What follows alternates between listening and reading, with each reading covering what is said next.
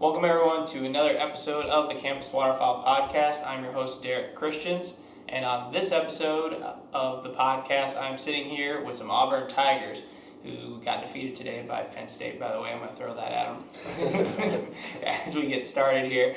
But no, I'm here this weekend for a Collegiate Waterfowl Tour. It's teal season here, and yeah, went hunting this morning. And you guys are going to have to just stay tuned for the YouTube video to watch that. But yeah, here for teal season. Great time so far. We got another day of hunting tomorrow. But before we get into the podcast, we start to kind of talk about hunting in Alabama, how tough it is hunting in this area, and then to kind of what these guys do in their free time. We got a sponsor to thank. We got to thank Camp Cartridge for supporting our tour. They've been with us since day one, and this weekend, given that it's teal season, we'll be shooting their teal steel ammo, and yeah, 5-shot, 1350 feet per second. So no, it's definitely, I think, a sought after. I guess all ammo stuff pretty sought after nowadays, but be on the lookout if you guys are hunting teal this season or next season. Be on the lookout for teal steel. But let's start with some intros right away. Why not? Let's start with Trevo here to my right. Let's go name, where you're from, major, and your what year you are in college. Okay, my name is Trevin Williams. I go by Trevo. I'm from Valley, Alabama. I'm a sophomore, and I'm studying business. My name is Jay Davidson. I'm from LaGrange, Georgia, and I'm in civil engineering. Sophomore. My name is Jordan Plank. I'm from London, Alabama. I'm a wildlife enterprise management major, and I'm a junior. My name is Jody Tungiet from Beulah, Alabama. I'm a forestry major and I'm a sophomore. My name is Cam Starnes. I'm from Coleman, Alabama. My major is animal science and I'm a junior. So we got a wide variety of majors here. First question I have for you guys is, how in the world did you guys all meet one another? Did you guys know each other before college, or how? Yeah, so me and Jordan and Trevo, we played football together at Springwood. We all went to high school together. And we spent a whole lot of time with one another. First of all, our school was made up of 200 people, K through 12. So your friends, whether you like it or not, your circle's small. So we got to spend a lot of time together on the field and off the field. And I'll let you go with them. Yeah, so me and Cam and Jay, well, they've known each other longer than I've known them, but all three of us worked together, and I started. We all three worked Tractor Supply in Opelika. I started in November of last year.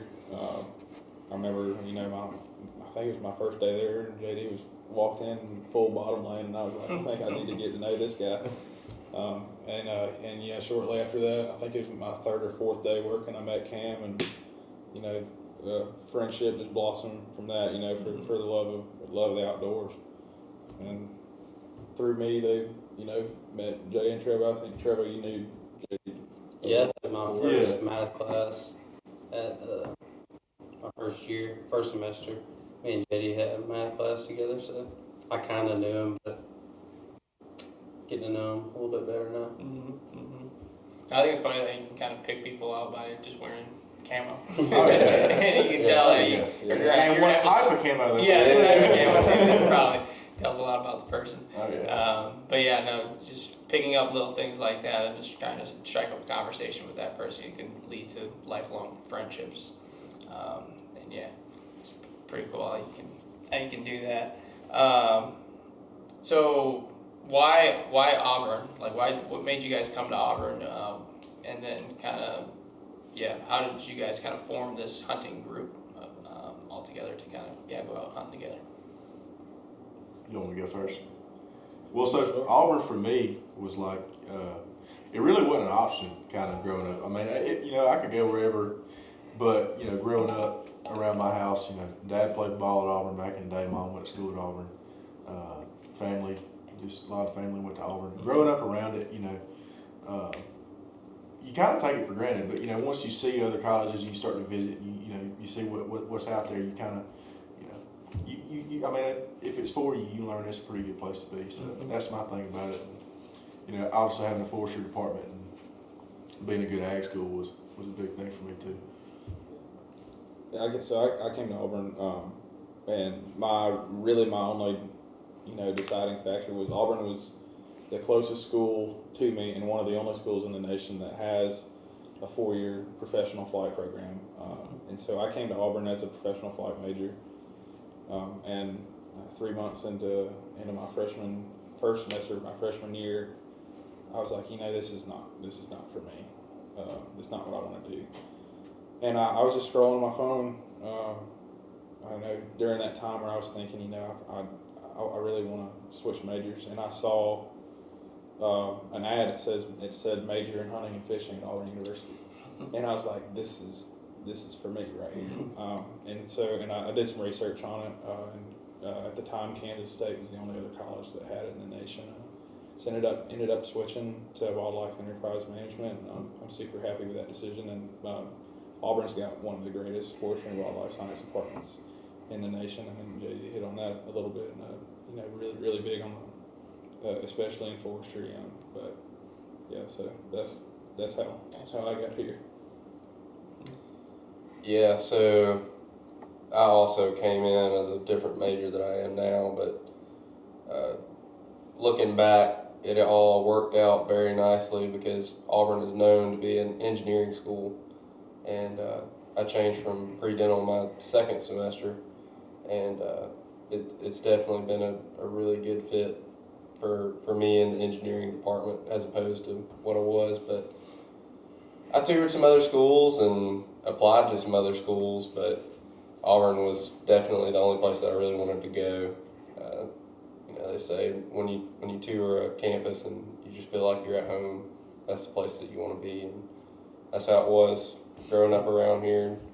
I was in and out of Auburn my whole life. You drive through, go shopping or whatever, and it was always a really, really pretty campus and seemed like a safe campus, and the environment was really good, and the people are amazing. So, yeah, no, it seems like Auburn has a lot to offer just by talking to you guys, and then, they're kind of an all-encompassing campus. It seems like where there's a lot of different majors, and they are pretty high-caliber colleges too within or schools within the college. So, yeah. Let's talk about the hunting. I know so when I was thinking about coming to Auburn to hunt, I was kind of telling some of the people where I was hunting. I get asked quite a bit before the weekend, like, where are you hunting this weekend, where are you going? And I'm like, I'm thinking about going down to Auburn, and they're giving me some strange looks a lot of the times.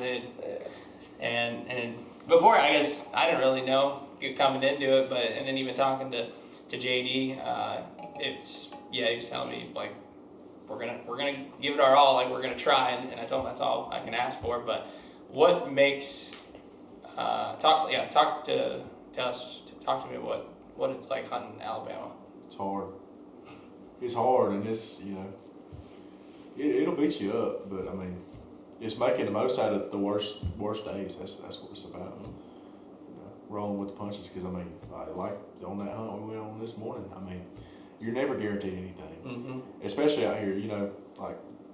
When you say you have a bad day in Mississippi Flyway, it's a couple birds. Here you have a bad day because you didn't see anything, and so bad day here is a normal day. Yeah. Most other places. Yeah, relatively. I also think that makes it a lot better too. I agree in with such you. a way, because whenever that day does come, when you actually see the ducks and get to take those ducks, is a lot. It makes it a lot more worth it. Yeah. It makes you respect the animal more too, and because you have to work harder. Yeah.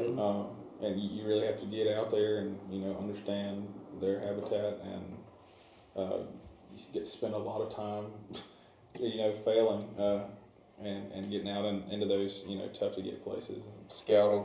a lot of scouting. Yeah. What are you guys hunting most of the time in this area?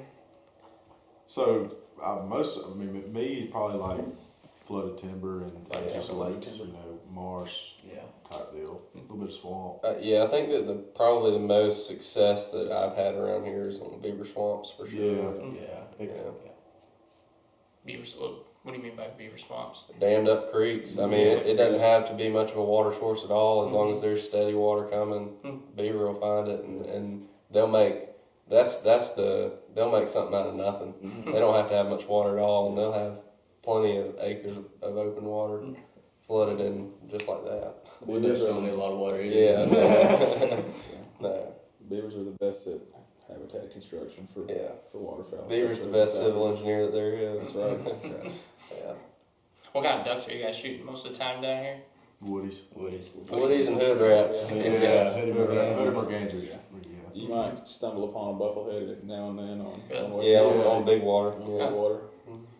And we call them, Geese, and then like mallards too, but they're like local bird. We call them like, cracking ducks is what we call them, your grandma's ducks, Somebody's pet duck that got Somebody's pet they got from Tractor Supply. Yeah. So how come the hunting is so tough around here? Is it the land accessibility, or is it like just the number of birds in the area, or what makes it so difficult?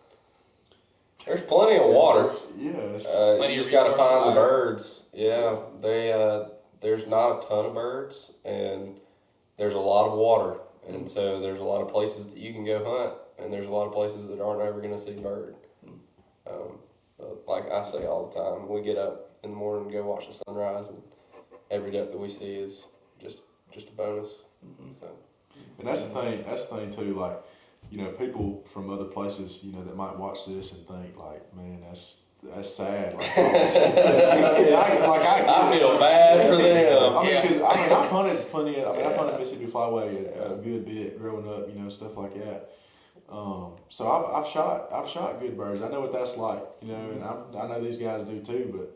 But at the end of the day, you're duck hunting. And you can only put yourself in the best situation to succeed with it. And that's the thing is, whether you're in Arkansas, shooting limits and greenheads, or you're down here scratching out wood ducks, I don't think that makes, a better hunter out of somebody, based off of numbers. I mean, because you can only play the cards you're dealt. But that's I think at the end of the day, you're still duck hunting. So that's basically what it is. Yeah, going back to you're appreciating the sport a lot more, especially when you do have those better days, which typically is gauged on your bag, how many birds you're bringing back. Yeah, which is the goal, obviously, but it's not always reality. What about bringing new hunters into the mix? Do you guys have opportunities to bring new people out? Yeah, I do all the time. Like, I remember last year, I took a handful of people out that I had a class with, and we had a conversation strike up, and I'd take them to a public land spot, and friends with them to this day. What do you think is the biggest, or how are they figuring out or learning about waterfowl hunting? Are they coming to you or just based on conversation that they hear that sounds interesting, or are they coming to you from social media standpoint? Are they seeing stuff on social media? Yeah, I think it's a little bit of both, because I know a lot of people that want to get into it. They want to be able to post a picture, with full scrap of wood ducks, or full, I think they want the picture on Instagram, showing they shoot ducks. But some people actually hear about it and they want to know more about it. Especially a lot of people that got a heavy turkey hunting background, deer hunting background.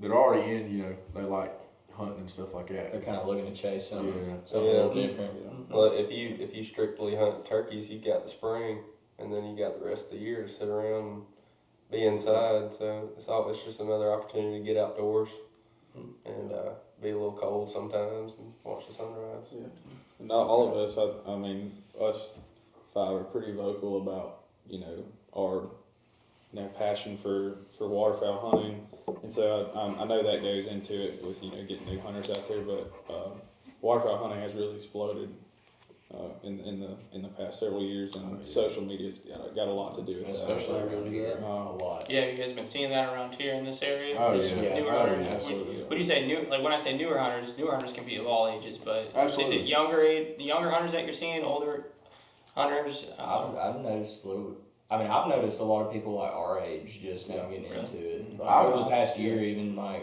how many people have we? At least 2 or 3 that have just never, that are our age that have never been duck hunting at all. And even like older men that have been hunting turkeys and doves their whole life, they'll go duck hunting with their grandson or something like that. I see that a lot, too. People that never really duck hunted around here, and it's starting to become more of a trend, so they try it out, end up liking it, But really, all ages, everybody's getting into it. Yeah. And I think social media plays a pretty big role in that. But everybody wants to duck hunt. So. What do you think? Do you think a lot of people are staying with duck hunting even after their first couple hunts? Because a lot of times they're not just going to go out there by themselves. It's probably someone taking them out for the first time, and then at some point they'll probably go by themselves. Yeah. But what do you think the drop-off rate is, or are a lot of people, like, their expectations from social media aren't being met? So do you think they're staying around, or what do you think that's looking like? It probably depends on your first hunt. Yeah. Or not even necessarily like your first hunt, Or your first. First season. Yeah, your Well, first series, season. The whole series of season. hunts. or like the person that you hunt with that gets you into it, how he explains to you this is what it's about. I feel like that's what I think that plays a big part in it. It also has a lot to do with catching the bug. You Yeah. gotta catch it at some point, and whether that's it ain't for everybody. Some you people just- either spend you might spend a whole season if you weren't hunting a whole lot and not have a ton of success, but if you just see enough birds to just get that itch that say, hey, well, there are birds, if I stick with it, maybe there'll be some success down the road. And there's definitely a learning curve, so it all just has to do with experience. But once you get that one good experience, it's all over with then. And I hate it for the folks that get it on the first try, because they don't they go out there and have all this great success on the first day and then get let down after that. But after you grind for a minute and it pays off, it's all downhill from there. Yeah, I completely agree. So I would say that the drop-off rate in my experience is quite low. Yeah. Because like you said, you're going to catch it at some point. Yeah. And once you catch it, there's you're going to be gung-ho waterfowl hunter. Yeah, it just takes that one time. Mm-hmm. And I think a lot of times too, it's sometimes that bug is the birds, like watching the birds come in and seeing that, but another aspect of it, and maybe like the deer hunters and the turkey hunters maybe like this about waterfowl too, which is different than those types of hunting, is the camaraderie of like the blind talk, that type of stuff, where it's a little bit more relaxing. Yeah. Kind of talk and kind of just hang out there in the blind. I would definitely. Breakfast. Yeah. I'll definitely say it's easier to make friends duck hunting than any other type of hunting. Yeah, it's easier to make friends in a blind than a buddy stand. So you guys are seeing a lot of new hunters. What about when it comes to land accessibility? How hard has it been trying to get access to land, or just how competitive is it out in public land? Have you guys been seeing in this area? Well, and what are your thoughts on that? Like being, it's good having new hunters, but at the same time, it's pretty competitive. Then, what are your guys' thoughts on that? It's a lot of people chasing a very little amount of birds. Yeah, and that's the thing. It doesn't matter how much water there is. If they want to be in one spot, then everybody's going to want to be in that one spot. Like last weekend, we got out to the hole that, we said, ain't nobody going to get out there before 3 a.m. We got there at 3 a.m. Somebody hit us with a spotlight sitting in our spot. So, there's and then we had to go find a new spot. So, just blind at 3 a.m. There's a lot of pros and a lot of cons to, a lot of new hunters joining, and the main one is increased competition, and that's frustrating. But at the end of the day, more hunters does more good for wildlife populations. You just got to work a little bit harder than the next guy. Yeah. Well, how many people did we have in AUD last year? 50, 50-ish, 50, 60. and there's 140 in the group chat right now. Yeah. Wow. Yeah. And that's in 1 year. 1 year. And that's from the previous year. That's There a was triple. 12 or 13 the year before we got in. Yeah. So it went from And then 12 50. or 13 to 50 to 140. Mm-hmm. Yeah. And that's just in 3 years on one campus on the Eastern Flyway. Yeah. That's crazy. Auburn, Alabama. Southern Flyway. One thing I didn't bring up in our last podcast, and which was probably more relevant then than it is now, but it's still relevant now, is the U.S. Fish and Wildlife's duck survey that came out. It's about a month ago now, but I don't know if you haven't seen that report, make sure you guys go to their website. Or I know Ducks Unlimited has posted like a graphic of the numbers as well. But if you haven't seen that, go check that out. But you guys are all familiar with the numbers? Have you guys seen the numbers that came out this last year? What are your guys' thoughts on those numbers? And Jordan, I think you have. We were kind of talking about this earlier this week. What are your thoughts? Yeah. So I wasn't really surprised at all. I mean, I was slightly just surprised to see that all of the numbers weren't in the negative, and redhead population and blue-winged teal population has stayed in the positive from the 2019 survey. But I really wasn't surprised because of the prairie pothole region. That's your breeding ground for the majority of the ducks in North America. And we've seen a significant amount of water reduction in there, and when you lose water, you lose birds. So I really wasn't that surprised about that, and I think that's what in terms of the hunting community, I think that's what we expected was what we saw.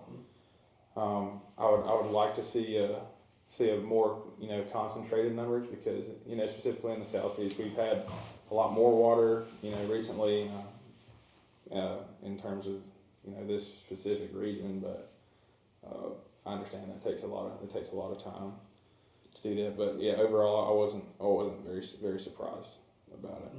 Was there anything on the report that surprised you guys at all, good or bad? I was a little bit surprised about how high the redhead numbers were. The redhead numbers are up 35% from the last survey. I was a little bit surprised about that. There have been several people in our area that have some success redhead hunting on the river, the Chattahoochee River, over the last 2 or 3 years, and even on West Point Lake. I know we saw one on the lake in the late season, but there were several limits killed in January this past year. So, and I have a friend who owns property in Tuskegee, and Tuskegee is a swamp, and it's about 20 minutes west of here, and they did really well hunting redheads this past season. I'm not going to mention your name. But, so we can see that around here, but I wasn't expecting a number that high. Mm-hmm. Yeah. It just kind of. Do you think it's the redhead being able to adapt a lot better to finding those resources in some of the other species of waterfowl? Do you think that has something to contribute, or what are your guys' thoughts? Or do you even have a theory of maybe why that number is higher than others? I have a small theory. I have some ideas. I know that the USACE around here has done a lot better with stocking bait fish. A lot of bait fish, and specifically threadfin shad, and redheads are diving ducks, and more food, more successful nesting, more babies, more nutrition. That's your theory for why there's more redheads in this area Yeah, specifically? and to hold them because those ducks come when it gets cold, and to have them stick around for long enough to actually be able to hunt some and get on them and hunt them multiple times, that's for them not to just be here, there, and gone. That's it's a good sign, good indication that there's something keeping them here. So yeah, that was pretty much my theory as well. Redheads are divers, and almost every other duck on that report's a puddle duck, and so you got ducks looking for different types of food, and every number's in the negative except for blue and teal. Yeah. That was the only puddle duck that had a positive number. Yeah. But my theory is essentially the same thing. One thing that kind of surprised me too is the East Coast numbers were higher. I can't remember what the numbers were or what, but I know the East Coast numbers were higher. And you and I were talking a little bit about that, how that might affect to like what you guys might see in Alabama and then to like Georgia. Can you reiterate kind of what we're talking about? Yeah. I can't quite remember. Obviously, like the goose populations have done really well. But more specifically, the states of Georgia, South Carolina, Virginia, and North Carolina all have, really over the past several years done a much better job in terms of being able to, produce more populations of huntable birds, that actually get south of Maryland, and conserving those populations and keeping those birds here. I think it's been 3 or 4 years ago that Georgia moved the mallard limit to 2 instead of 4, which was a good move. And if we see the trend that we're seeing now continue, we'll probably see that number go back up within the next couple of years. But yeah, that's really a testament to Fish and Game of the southeastern Atlantic coastal states. They've really done over the past couple of years a much better job in terms of conserving wild game populations, specifically waterfowl populations. What do you guys think? Is that a cut? What?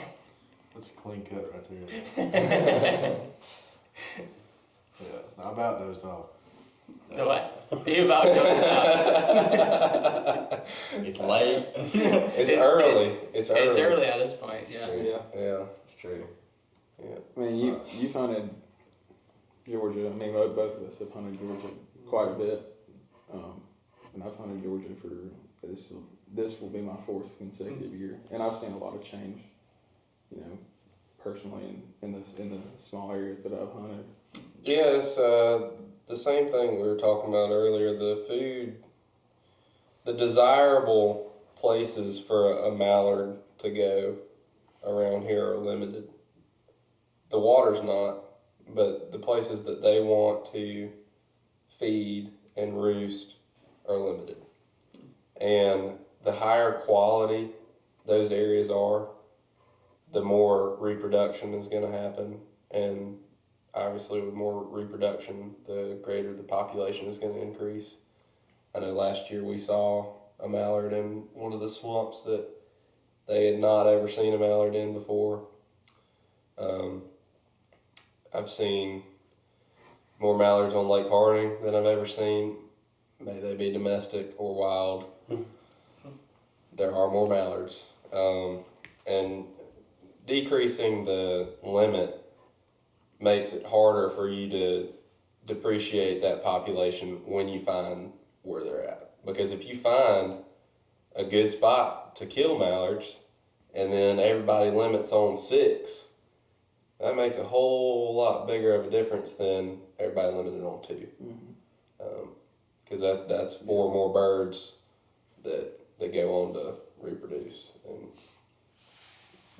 so, Well, there's been a lot more good tail hunts this season so far than it was. Yeah. I've noticed in the last couple of years. 100%. Yeah. You hear a lot of dudes going out there and actually shooting limits, Yeah. and that's pretty new. So I mean that directly reflects in numbers. Yeah. Where do you guys' birds come? Like, where do they come from? Are you guys kind of getting a combination from? Hell. From what? From hell. They come from?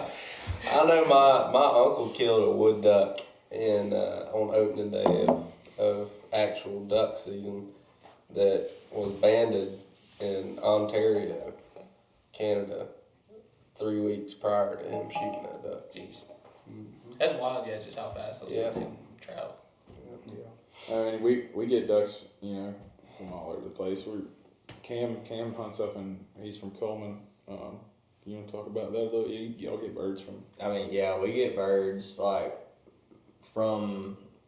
See, I don't hunt like right up on the Tennessee River. I hunt just a little south of the Tennessee River, and we get birds from all over the place. We get birds kind of filtering over from the Mississippi Flyway, since it's, you know, you drive an hour west and there you are. Yeah. So we get birds really from all over the place, all over, kind of mixing the eastern and the central flyway right there. It's pretty nice. And I've also noticed, like y'all said, down here, had more big ducks, had more mallards and stuff. I've noticed over the past 2 years even that there's been significantly more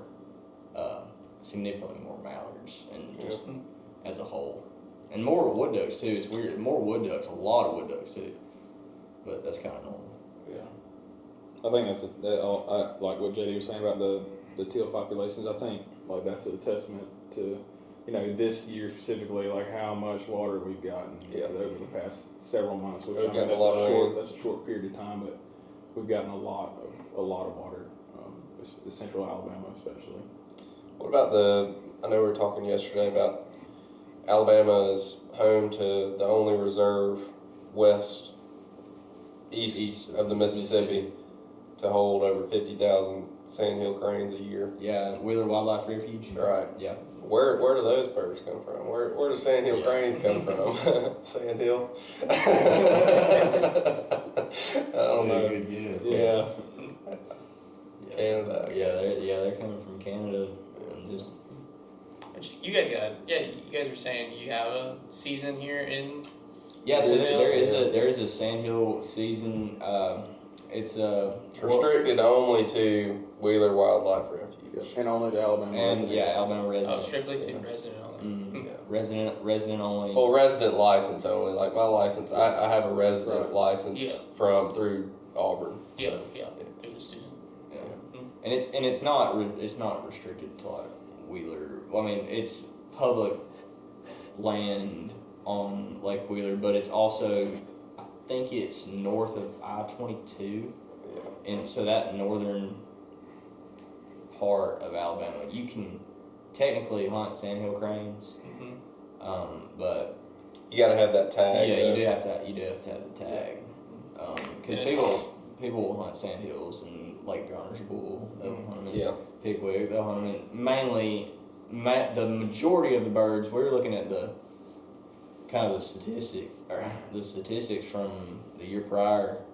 The majority of the birds were harvested at Wheeler. The overwhelming majority. Yeah, like Have they had a lot of seasons? Like looking back, how many years back have they had a Sandhill season? In 2019. Yeah, was when they started. It's not very cold.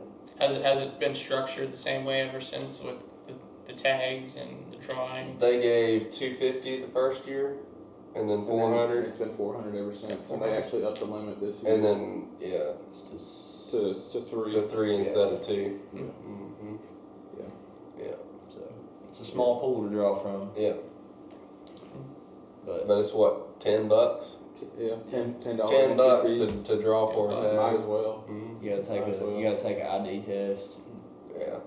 Yeah, because they've got whooping cranes and egrets and Blue herons and stuff. Yeah, you have to know, you have to differentiate.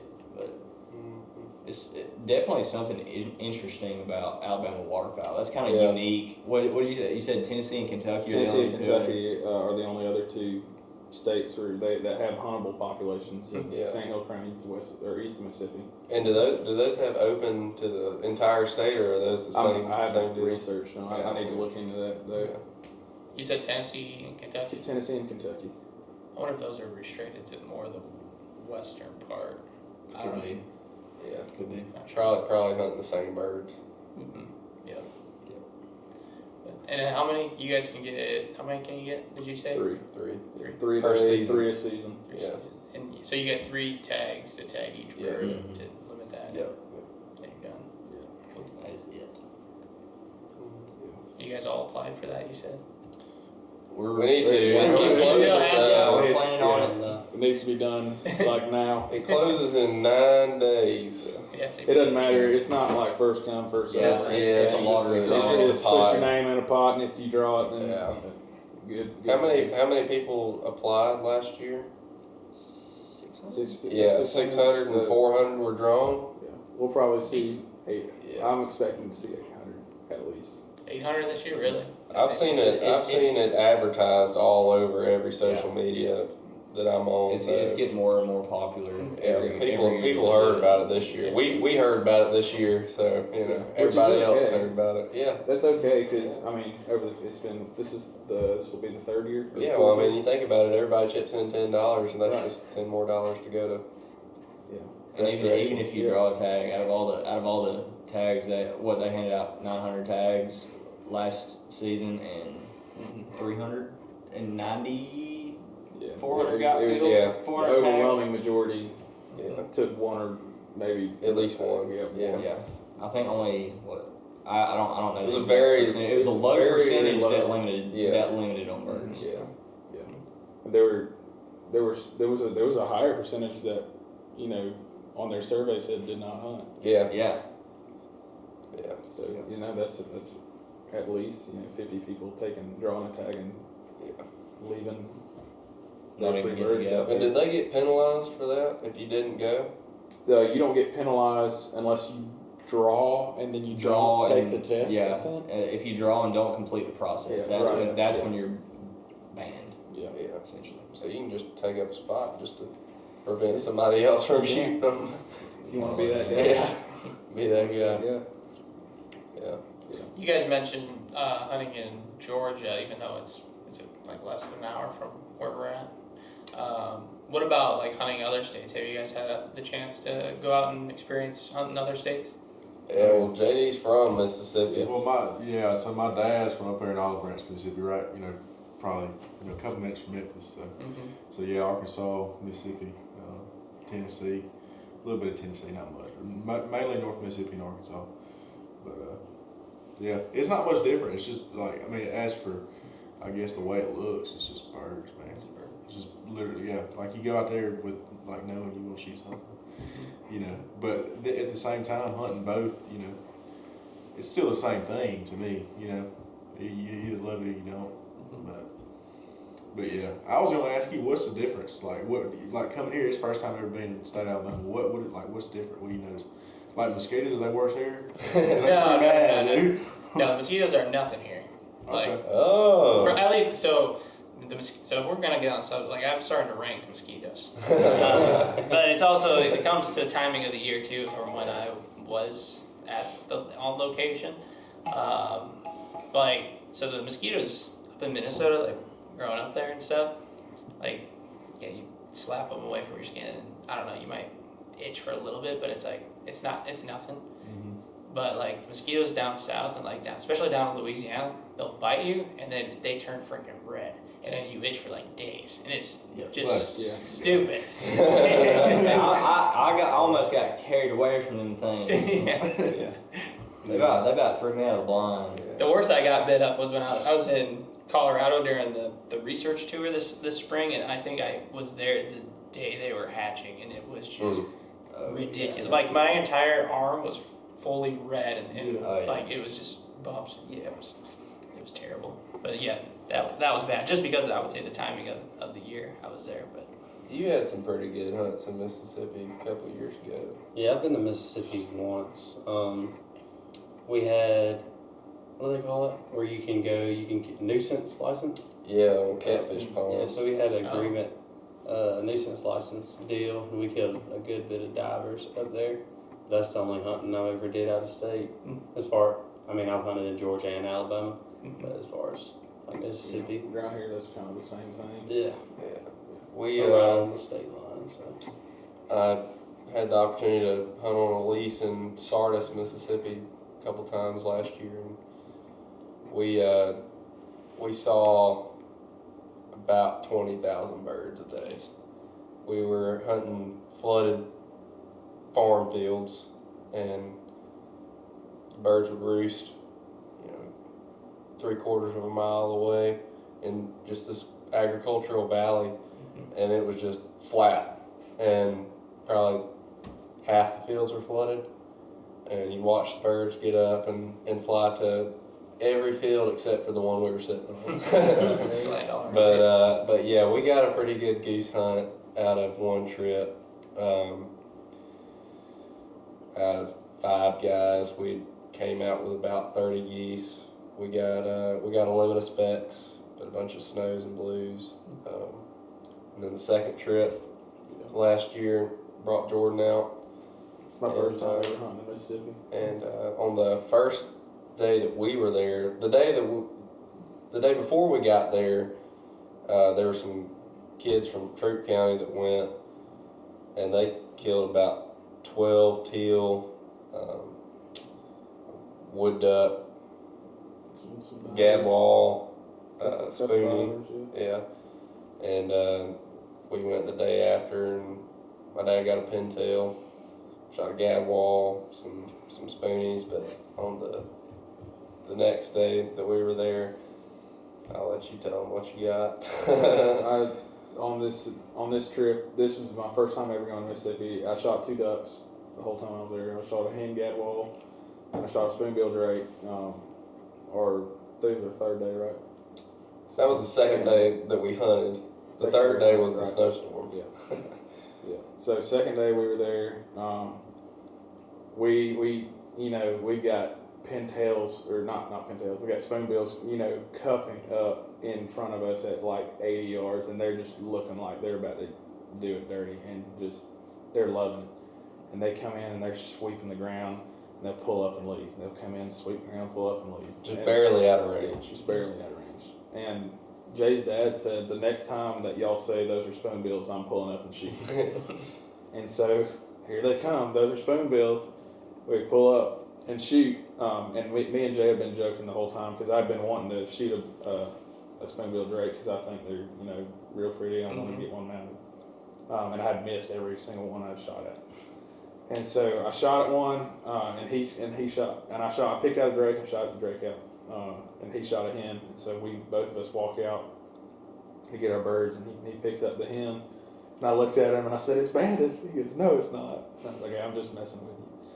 And then I go and pick mine up, and he saw it before me. I saw it glimmer under the water. He saw it. It was swimming around in circles trying to get away from him. I saw that little sparkle under the water. Yeah, and I picked it up, and Jay's like, "Whoa!" Yeah, and I didn't really have any words. Yeah, it's the first band I've ever been a part of. It was pretty awesome. Yeah. Banded spoonie. That's special. Yeah, the Holy Grail. Yeah. That bird had been banded for 11 months, Yeah. and it was banded 80 miles south of where we were hunting in Mississippi. Mm-hmm. Yeah, government band. Government band. It's something I'll never forget though. Yeah, and then the next day, it was the coldest that Mississippi's ever been. Yeah, it was like 19 degrees without the snow. But it wasn't even snow flurries. It wasn't like pretty snow. It was ugly snow. It was sleet, dumping, freezing rain, man, and sideways. Yeah. And to make matters worse, we're from Bama. We don't have cold weather gloves. The water's never less than 20 degrees. You're not going to freeze to death in 20 degrees. Your hands might get cold or whatever. But it was bad. My hands were bruised for a week. Yes. Yeah. His dad was driving the Ranger to come pick us up. Yeah. And he had taken his gloves off. He couldn't steer with his gloves on. He gets back to the blind and he goes, "Guys, I think we messed up." Yeah. Yeah, it was bad. It was real bad. We kind of touched on this earlier in the podcast, but I kind of want to bring it back. Question I have for you guys is, what keeps you guys coming back to waterfowl hunt? I have no idea. That it beats me. Yeah. It's expensive, it's time consuming, Before I got in, man, I know Trevo really is the one he rubbed off on me when he first started going out with everybody. I'd been to like a guided hunt one time, and we shot some mallards on a refuge, and we had duck hunted, but I really wanted to get into go traversing swamps and get up at 2 o'clock in the morning and go waste a bunch of time, and. So I was, not going to sleep, start getting addicted to caffeine and everything, And I thought it was cool, and I was talking to that guy, and he said, "Dude, don't do it. Don't get into it." He said, "Cause you get addicted to it, and then it's just part of your life, and it really is. It's Here we lifestyle." are. Was he right? Yeah, here we are. Here we are. Was he right? Yeah. Absolutely. Yeah. 1 o'clock in the morning right Yeah. now. Yeah, 1 o'clock 1 in the morning. a.m. Yeah. Getting in the blind, leaving in an hour. Yeah. Yeah. I think me and JD have been awake for about 38 hours straight. Hey, I now. don't think I slept since Thursday night, Here we Friday. are talking about that. Yeah, and we're gonna go out tomorrow morning, and we might see a duck, and then and not get to fire off another Might shot. see a and then, couple of them rainbow teeth. yeah, a couple rainbow teal. We might hear some off in the distance, and then you know what? We're gonna come home. We're gonna go to sleep for about 20 hours, Yeah. and then we're gonna go to school and study and take tests, and then Next next weekend the all same over thing. again. The Yeah. same thing. Run it back.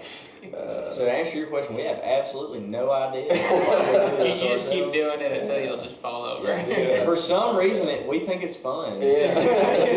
We love it. I mean, Yeah. there's nothing like. I wouldn't have it any other way. Yeah. I joke all the time. Every time we have a hunt, kind of like happened earlier, and which happens kind of more often than not. I'm always say I got to find a new hobby.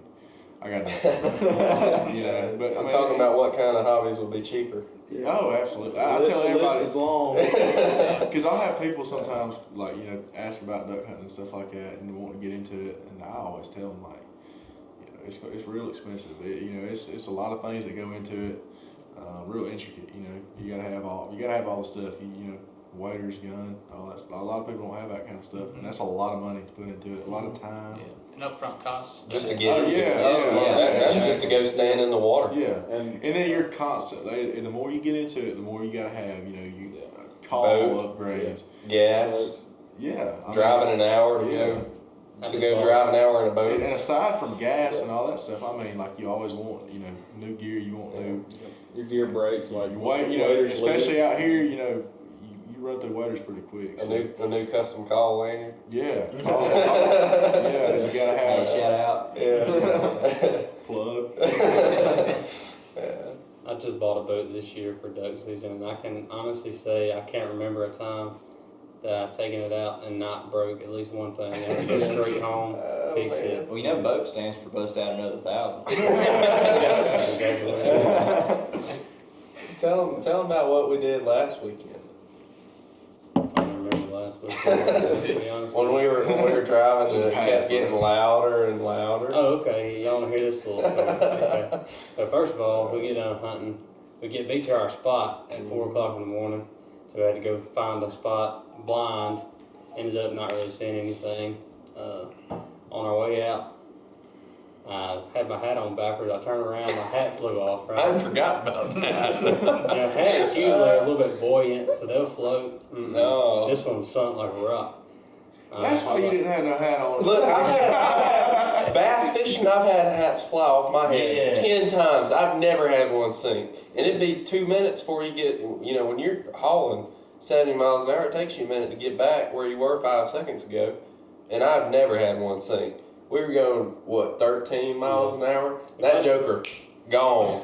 Well, if I didn't have bad luck, I wouldn't have no luck at all. After that, I was like, it'll be okay. Well, we keep riding. About 5 minutes later, I look at Jay. I'm like, my boat sounds weird. He's like, yeah, I was just about to say that. He's like, whatever, it'll be okay. About 30 seconds after that, I hear a loud pop and something hits my prop, and I turn around and my muffler's gone. Oh, my God. Yeah. So we did some metal fab. Yep. Had to go straight back to the shop on that one. Another 1,000. Yeah, That's right. bust out another. Yeah. I mean, there's a lot of. We're joking around that we probably should, get out of waterfowl hunting. Save a lot of money. Yeah. But I mean, there's something about it. Getting up at 2 a.m. and you got that tornado from the Circle K, 4 cheese tornado, and a Red Bull, and you're on the way to the duck hole, and you're just, in that moment, you're just like, this is I'm a big chocolate milk guy. You pick up chocolate milk in the morning? Oh, come on, yeah. Yes, sir. Tornado and chocolate milk. Oh, that's it. Slap your mom. That's the deal right there. Yeah. I love you, tornado. Now we gotta go around. Now I'm curious, and now we gotta go around the room. And what's your morning pickup at the gas station? Honey buns. What you got? You need drink. You need drink. You need food. What do you get? No, I'm getting a bang and a honey bun every time. What flavor bag? Star Blast bang, energy drink, and honey bun.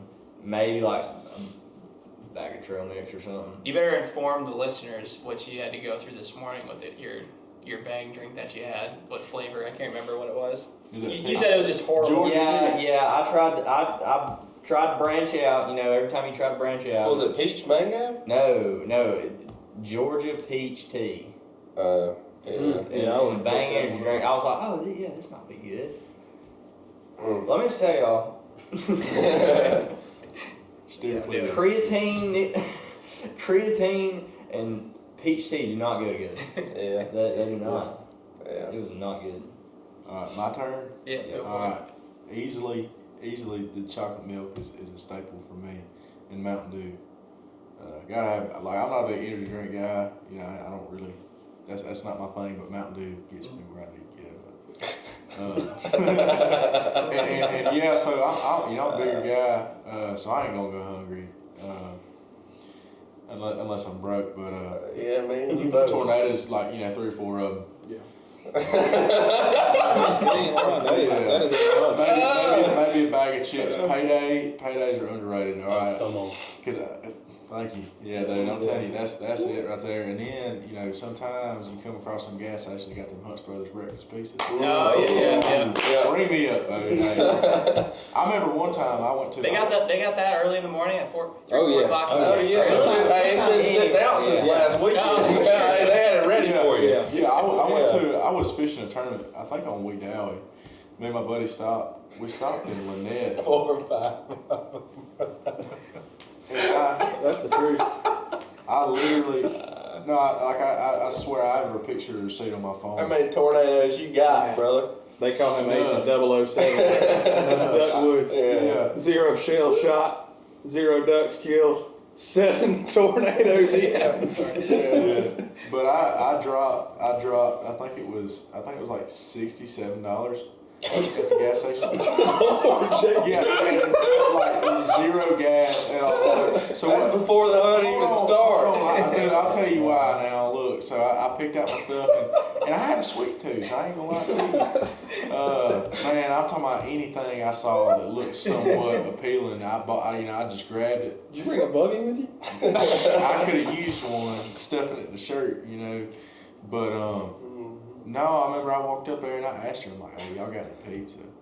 She's like, yeah. She's like, hey, matter of fact, it's just freshly made. She's like, you want some? I'm like, yeah, I want some. and so she's like, how much do you want? I'm like, surprise me. So I ended up buying 2 boxes. Or Two like entire two pizzas? entire pizzas. Oh, yeah. Ring me up, man. Swipe the card. I didn't even look at the price. Yeah, so right at $70. I think I bought 3 chocolate milks, a couple Mountain Dews. And this was all a morning or a stop before the morning hunt. I ain't saying I ate like a quarter of it. I think this is now we're gonna have to see. I'm gonna have to ask this question every time and see if anyone can do that story. Have they ever spent I hope not. $70 at a gas I ain't station proud of it.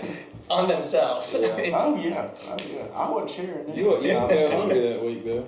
No, I did not. And we did not do good in that fish tournament. So yeah, there you go. But yeah, $70, man. Yeah. Jordan, what do you got? So I'm a big either Star Blast Bang or Red Bull, and I think Star Blast Bangs are like the best flavor to me. Absolutely. I feel like if America tasted like something, I feel like the Star Blast Bang is like the best representation of what it would taste like. But I'm a tornado guy too. 4 cheese tornado or Southwest chicken. Yeah, they all either of slap. those 2, I'll get 3 or 4 of them. But sometimes they don't have tornadoes, and Hunt Brothers Pizza, you can't beat it. Can't beat it at 2 a.m. Yeah. Breakfast of champions. Well, I drink a bang every morning, whether I'm getting up at 2 or 8 or 10 or whenever, and so most of the time I'll end up drinking 2 bangs in the morning on a duck. What a real. Yeah, but I don't care what flavor as long as it's not whatever the chocolate one that they've got. I haven't ever even seen the sweet tea, but I wouldn't touch that. Don't worry. Yeah, you should. The cola one is terrible. See, I But like yeah, it. my go-to is probably peach mango and probably the blue raz. Blue Raz is alright. Yeah, but yeah, get me one of the big packs of honey roasted Munchies peanuts, Mm-hmm. and then most packs of crackers come with 6 crackers in it, but I get the ones with 8. The king size. The king size crackers. Yeah, the cream cheese and chives. Oh yeah. Yeah. Yeah, peanut butter crackers of the day. Gotta be 8 though. Hmm. If they don't have the 8-pack, then I'll just get 2 6-packs. That's pretty specific. I'm a big Hunt Brothers pizza guy. The meat lovers or the breakfast one is even better. If they have the breakfast one, I'm definitely getting that. The one with eggs on Mm-hmm. it. Yeah. And It's kind if of a rare. gas though. station has like a sausage, egg, and cheese biscuit, I'm snagging that. Mm. But if they don't have any like hot food out there, I'm gonna get a payday bar and a Reese's Fast Break bar. Ooh. Drink of choice in the morning, change it up a little bit. I get Reigns instead of Bangs. The reins. I like the blue raz flavor. It's probably my favorite. But for Bang, if they don't have Reigns there, I get a peach mango. I did the Reigns season 2. I tried the Reigns. I did the peach one. I think the peach of those. But then they just got too sweet. They're Yeah. a little bit more sweet, and then I switched. So that now I got it down to a science. It's season 4 now. I got it down to a science here. So, and people probably, the students I've hunted with in the past, they know I got this down. So I go, drink of choice to start is a body armor. And then as the morning kind of goes on, then I crack open a Monster Mean Bean, or I'll get one of the Starbucks like triple espresso. Yeah. Not the triple shot those, but they make this like small can, like kind of like pop can size coffee drink. Get one of those. What'd you just A call pop? It's a pop. No, And it's it's a pop. not. Pop He's can. talking about the mini Mickey. Yeah. Mini Mickey. He's talking about Get one of those. Talking about Coke can, buddy. Yeah, the Coke can. Talking about Coke can. Oh man. And then after that, I'll go to a White Monster. And then for food, s'mores Pop-Tarts, and then Ooh, Pop-Tart, Yeah, man. you- I you forgot can't- about s'mores that. Pop-Tarts, and then I'll wrong. do the double Snickers in like the single package. Yeah, yeah. I do love a cinnamon roll Pop-Tart. Cookie dough Pop-Tarts. You know, Chocolate. have you had the Eggo Fudge, waffle yeah. Pop-Tarts yet? No, but that Warm up. sounds Dude, awesome. they're Put them in funky. that microwave. Come on. What did you say? Fudge Pop Tarts, but warm them up in the Yeah, microwave yeah. with a glass of milk. Yeah. I haven't had a fudge Pop-Tart in a long time. I Yeah, always just go yeah. s'mores. Have you had the cinnamon roll one? Are you talking about cinnamon roll or No, the cinnamon roll Pop-Tart. Just, cinnamon roll? Yeah. they have Not the cinnamon- plain cinnamon. Nope. Huh? Yeah, I know the cinnamon one. Okay, I didn't see yeah. the I thought you cinnamon said I've one. they have never a had a cinnamon. No, there's a Pop-Tart. cinnamon roll. It doesn't have as much icing on it, but it's got like more filler in it. Oh yeah, I've had that. It's my favorite one. It's so good. You got to give it a try. Cinnamon roll Pop-Tart. I know there was one morning when we were in that spot close to my house, and we killed a whole box of the chocolate Christmas trees before we even got out of the truck. Mhm. And it wasn't but a 5-minute ride. They were gone. There wasn't nothing but a box left, and the worst part about it was I didn't know we'd eaten all of them. I was banking on having one more, and I got the whole box and threw it in my backpack before we got in there, and then we got set up and brushed it in the blind, got set down. I reached in there, and They're all. nothing but a box. Tell you what, those That was a sad morning. Swiss rolls. Yeah, Swiss rolls. Yeah. Swiss rolls good. Mm. When it's cold though, you can't get the little last piece of chocolate that gets stuck to the paper. Yeah, you can't get If it's cold, then that won't come off. You gotta sit there and like hold it on your tongue and let it melt or Just gotta eat the something. plastic. Yeah, just throw the whole piece of paper in there. We about to go to the gas station here. We might as well. Yeah. There was one morning on the tour I was in Salisbury, Maryland, and there was stopped at a gas station that had a Subway, and the Subway was open at like 3 o'clock in the morning. And yeah, we all got footlongs. Yeah. Yeah. We were set. Yeah. If you get pizza at Subway, bro, grow up. They still do that? Yeah, I think so. Really? Yeah, 100%. I see grown men walking there. What kind of chips do y'all get at Subway? Baked barbecue. Baked bar. Baked barbecue. You only get like a quarter. You only get like 10% of the chips. There's only like 5 chips in there. Yeah. Hey, what 65% less fat. about? Hey, what about cookies though? What's Chocolate the chip. Oatmeal raisin. Yeah, oatmeal raisin. I was hoping somebody else was gonna say it so y'all wouldn't make fun of me, because I knew if I was the only one to say it, y'all jump on me for that one. But oatmeal raisin's Chocolate good. chip, dude. I mean, You can't do chocolate chip, but what's that? That extra fiber will soothe your The stomach. cheap. What is it? Raspberry? strawberry cheesecake. Something like that, man. That's the deal. They're White macadamia. macadamia They have a is good, too. macadamia now too. Yeah. That's I a do popular one. Yeah, that's I'm good. a And then fan their of that. double chocolate. Mm-hmm. Yeah. Chocolate chips hard to beat though. Yeah. That's the classic. But well, I think that's a good way to wrap up this podcast. Yeah. Is there anything else you guys want to say or bring up, or you guys have any advice for anybody out there? I Okay. don't know. Keep at it. Yeah, keep Yeah. at it. Work hard. Do it for the ducks, man, and remember that when you do have success, it's because of an amazing organization called Ducks Unlimited. Yeah. Without Ducks Unlimited, duck hunting in America would not be what it is now. And you know, you'll hear us complain about there not being ducks here and us not having good success here, but without Ducks Unlimited, there would not be any ducks. So that's support your local chapters, and if you've got a college chapter, join it Absolutely. and do your part. Raise some money, because it will benefit you. It will. And I mean, Ducks Unlimited is active in all 50 states. Yeah. So there's a no shortage of opportunity to get involved, and there's no shortage of opportunity for the organization in general. I mean, the more people, the more money we have. I mean, that's for the betterment of waterfowl species, for the whole nation, and you know that includes DU Canada and DU Mexico. As well. In addition to clean water, I mean, we do enjoy H2O as well. It's a necessity. All right. Barely second to duck hunting, but it is on up there. Well, perfect. I think that's a good way to end the night or end the morning or start the morning. Yeah, start the morning. Somewhere in between. Well, now, Yeah. go get ready and get ready to kill some ducks in the morning. Yeah. But before we kind of close out, can't thank you guys enough for letting me come out and hang out with you guys this weekend. pleasure. Been Highlight, involved. highlight what you guys are doing here. You guys are probably some of the toughest duck hunters that I've hunted with. So I really mean that, and what you guys have to work with here, and the stories I've heard, and just hearing, kudos to you guys. You guys are some hardcore duck hunters here. Yeah, it's grind, baby. It is. But no, that's going to do it here on this episode of the Campus Waterfowl Podcast.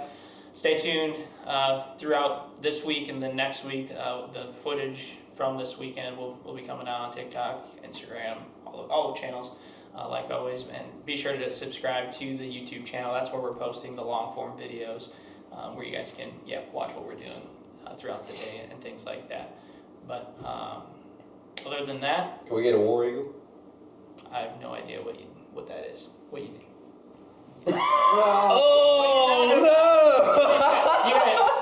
But we failed.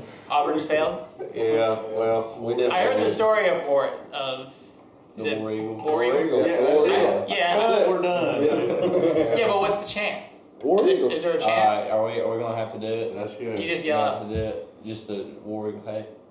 Well, I was thinking wiggle wiggle, but How about you Google it? We go. yeah,